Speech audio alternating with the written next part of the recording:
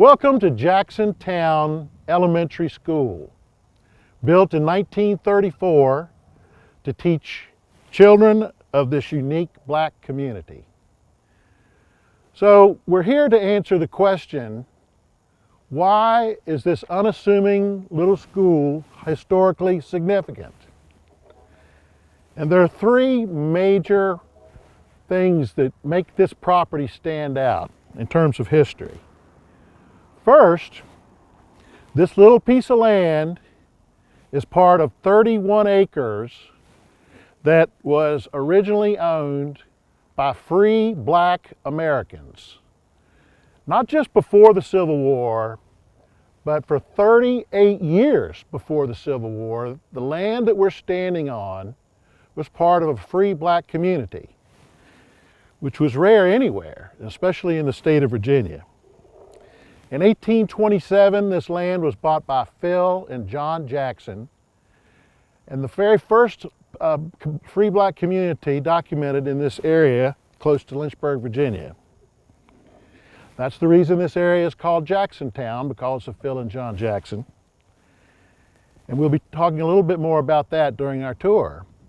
The second historically significant piece of information about this property is it is a direct link to the founder of Lynchburg, John Lynch. Phil and John Jackson bought this property from John's wife for back in 1827. That's about halfway between the presidency of George Washington and the Civil War. John Quincy Adams was president of the United States, and the property that John Lynch bought for this area, he bought from Judge Edmund Winston, hence the name of the road, Winston Ridge Road. But the most important and significant historical significance of this little piece of land is the educational dedication of the local community to teach their children. Not just to teach their children, but to put together the resources to build this school in the midst of the Great Depression, with FDR as president. So now we're going to take a little walk through history, and we're going to review a couple of the details about this historic little school. Before we begin, I want to remind everyone this is a work in progress, and so we encourage anyone with additional information to contact the Lynchburg Museum System or the Lynchburg Parks and Recs system. So the land that we're standing on here right now was originally part of the Monacan Indian tribal lands. And after that, when white man started purchasing land here, John Lynch bought this land from Edmund Winston, as mentioned. And that was in 1792. And the purchase price was about 100 pounds. And then Mary Lynch sold this property to Phil and John Jackson in 1827. And between then and the end of the Civil War, there were two land disputes. One in 1866, about a year and a half after the Civil War. And two white men, one named Charles W. King and the other named John Carter, took the heirs of John Jackson to suit for ownership for part of this land. And the court named three commissioners to decide whether the land could be equally divided. And they came up with a fair plan. They gave 1/3 of the land to John Jackson's widow, Susan Humbles. And they split the rest of the parcels up into 9 pieces. And those 9 people or parties or heirs, including the two men who had filed suit, were each allowed to draw for the parcel that they would actually own. Well, for some reason, the parties were not satisfied with that decision, and 5 years later, they brought suit again. In 1871, a judge decreed that they would abide by the 1866 decision, and this land where the school sits stayed in the hands of black ownership all the way up until 1934, when the community decided that they needed a larger school for their children. In 1934, 3 couples purchased this land for $375 in the midst of the Great Depression, and they sold the land to Campbell County School Board for $5 so that they would build the school in the Rosenwald style, I'm sorry. And the Rosenwald style was very similar to this layout. You had two classrooms, you had a center piece, and of course, what we're looking at right now used to be the front of the school, and there was a door to the left of the center, and that was for grades 1 through 5. And there was a door to the right of the center, and that was for grades 5 through 7. The three couples that sold the land probably should be in this tour because they're the ones that put their finances on the line right in the midst of the Great Depression.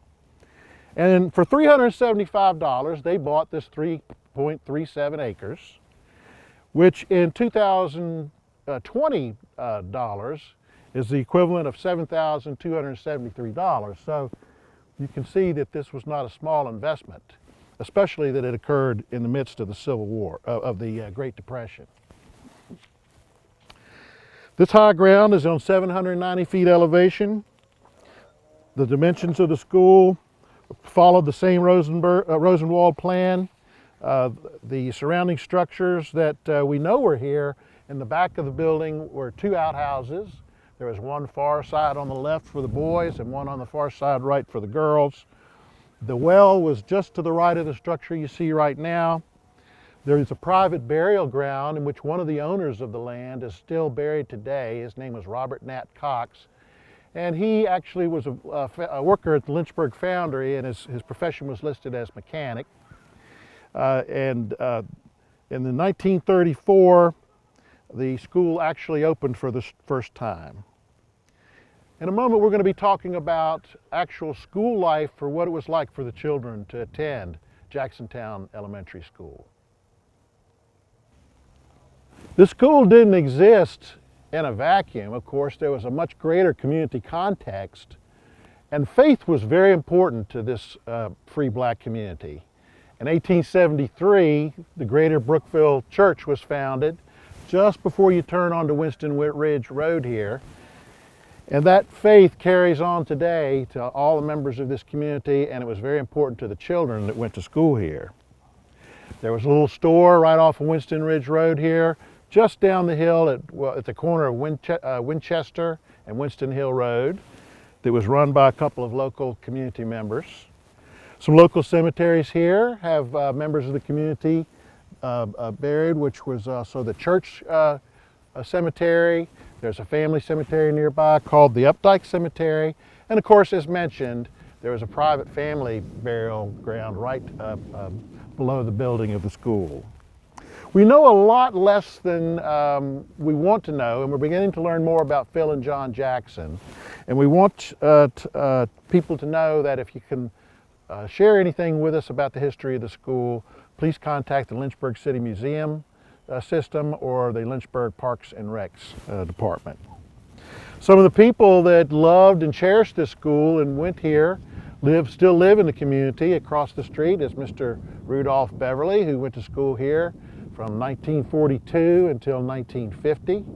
And he fondly remembers some of his teachers, his principal, his fellow classmates, and they attended a reunion here in October of 2014. And some of the people that attended were not only some of the folks that live here, but also nearby, McKinley Beverly, Wellington Dean, Dora Penwoodson, Mamie Hewitt, Arnetha Haynes, Maxine Reed, Odella Wood, and Melva Taylor. Those were just some of the folks that got together to celebrate the history that they love about Jacksontown Elementary School. I think I can remember maybe helping put wood and coal in the stove sometimes. We had a big pot belly stove that you put coal and stuff in the stove to keep it warm. I did that a couple times. I love to play ball. That was my favorite game, was playing ball. Playing ball, like baseball? Yeah, baseball. Just a group of girls. We played baseball every day. From 12 to 1. That was our lunch hour. Well, I've lived on Winston Ridge Road for 47 years, as I said, and I always pass this place, and I have a good feeling about this place. So I wanted to come today to celebrate all of the wonderful things that have happened here, and now I understand it's an art studio. But my daughters enjoyed it as a rec center when they were growing up here on Winston Ridge Road. So this is a good place and has a lot of good history.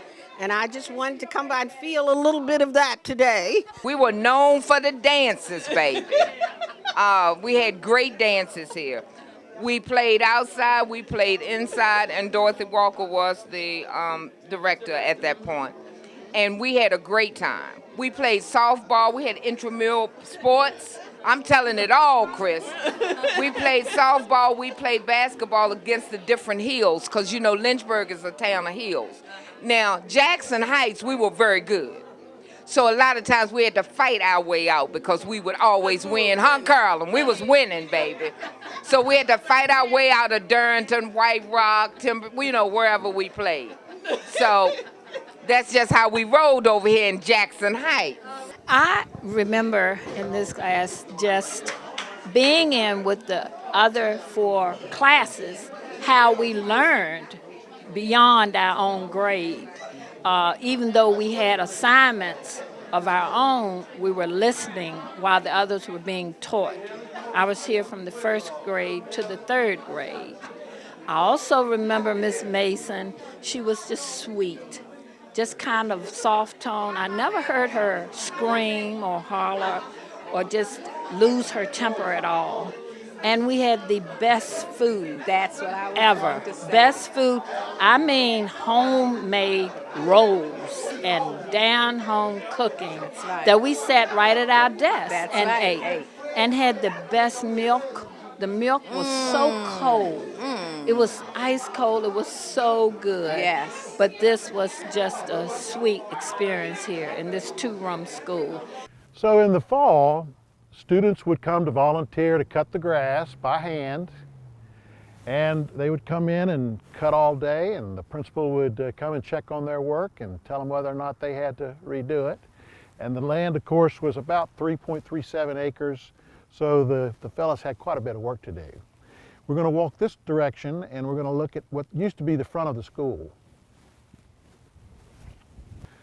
One of the reasons that we speculate this might be a Rosenwald school, at least by design, is because of the similar layout of the school.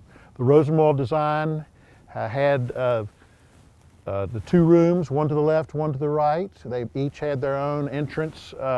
One door was right here on this side, one door was on the other. The centerpiece had 4 windows instead of the 2 that you see now. The Rosenwald schools had the chimney in the same spot that you see where this one is. Rosenwald was an entrepreneur who was encouraged to set up a fund to build black schools across the South, and he was encouraged for that endeavor by Booker T. Washington. I think it was from 1917 till about 1932, which predates the existence of this school, but because the plan is so similar, we speculate that it either was a Rosenwald school or they borrowed the same plan that was used. Another school in the area called Megginson School, not far from here, is also built on the same plan. Yes, there were 4 windows originally on this centerpiece, and we have corroboration of that from folks that actually went to school, including Mr. Beverly, and also photographic evidence of that. So the school principal was Mrs. Clark, and we don't know her first name, but we know she taught grades 5 through 7, and their other teacher's name was Ms. Naomi Mason, and they both taught and worked here from at least 1942 until 1950. If you look to the right, this structure did not exist at the time of the school, but there was a well here. And we do know that behind the school was a playground where the students were quite active in athletics. They played football, baseball, volleyball, and apparently had some pretty fierce competitive activities. The line of woods that you see here behind the school actually extended about another 40 yards. And children would come out for recess and playground. Back then they didn't necessarily have a PE class, which they would engage in sports, but just for fun, sometimes the children would go down the hill to the railroad tracks and play in the tunnel underneath what was called Joe Branch, a little creek at the bottom of the hill where Norfolk and Southern Railroad purchased their property to build. Down in the corner of the lot is where students would have seen the grave marker of Robert Nat Cox, who we had mentioned before. His wife Bertha and their only child, Ulysses, owned this property prior to it becoming a school.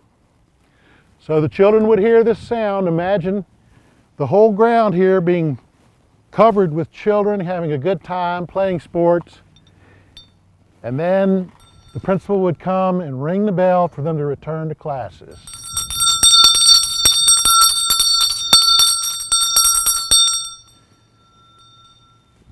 Eyewitness reports tell us that these teachers didn't fool around, that they took education seriously, and in fact, it was a habit of theirs to actually go to the students' homes and visit with the parents to keep them apprised of their children's progress, and the dedication of the teachers was very well known at that time.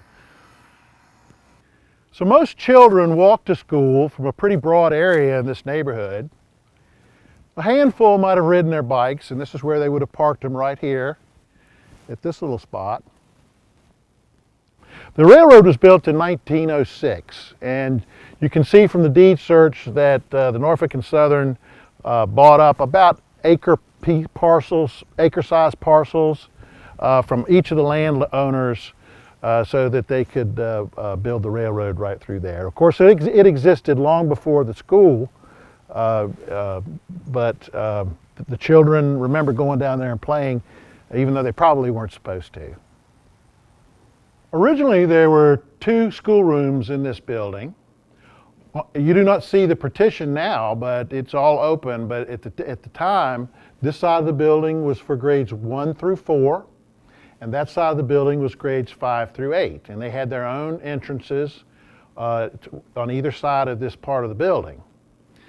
The building itself and the property was annexed by Lynchburg City in 1958.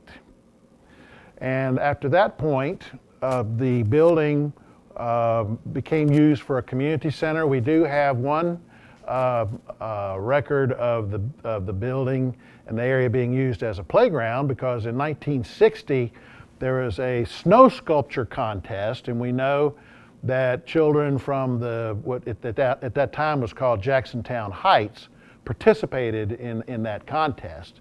One of the competitors from downtown actually won the contest, but we know the students here participated. We had mentioned earlier that students here were very well disciplined, and their teachers didn't put up with much nonsense. But one endearing little story about the school that I heard from Mr. Rudolph Beverly is that one of the pranks that the boys would play had to do with the 2 potbelly stoves in the school. And they were located in the center of each classroom. And they were heated by coal, and the boys were responsible for feeding the potbelly stoves. And one of their pranks was to heat the stove up just as hot as they could make it, so that the children would have to move away from the stove. The building is currently used as an art and stained glass studio that's currently run by Lynchburg City Parks and Recs Department for folks that are interested in learning new skills about how to build stained glass and creative pottery. If you can imagine what it would be like to be a teacher with a classroom full of about 20 students each. The school served about 40 to 50 children at any one time. And when you had a variety of grade levels in one classroom, you can imagine the challenge of the teacher. They would line the students up in the same grade level in the same row. All the students would be learning the same subject at the same time, like math or reading, of course, but they would be at different levels. And these two classrooms were fairly separated as far as we know.